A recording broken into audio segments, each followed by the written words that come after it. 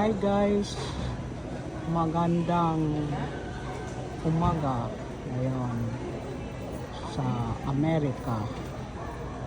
Nandito ako ngayon sa Walmart kasi mayroong magpadala yung kapatid ko.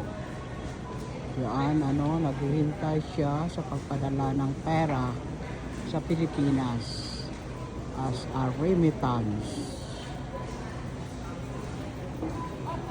Ito ang nakahilira sa pagpadala ng money services. Yan. Sa money services na yan, mayroon diyang Western Union, mayroon din diyang yung MoneyGram, mayroon din yung RIA, Western Union. Yan ang mga outlet sa pagpadala ng pera.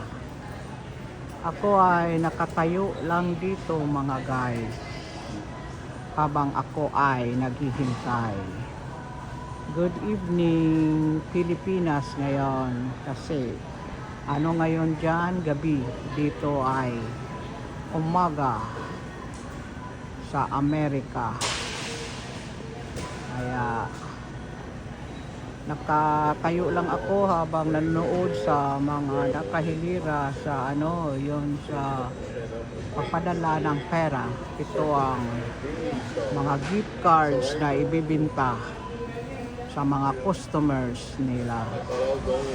Marami itong klase-klaseng yung mga gift cards. Mayroon siyang Visa.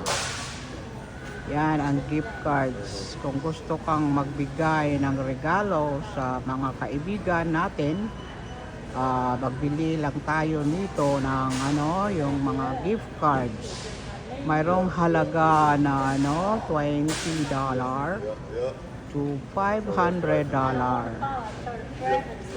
Ito ang mga klaseng mga gift card na bibilhin natin kung tayo ay may regaluhan sa natin sa mahal ng ating buhay.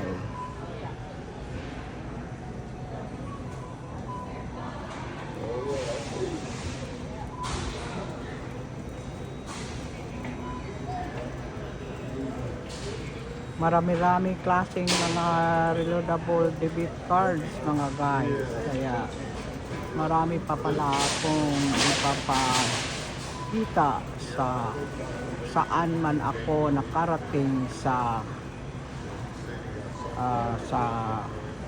lugar na ito.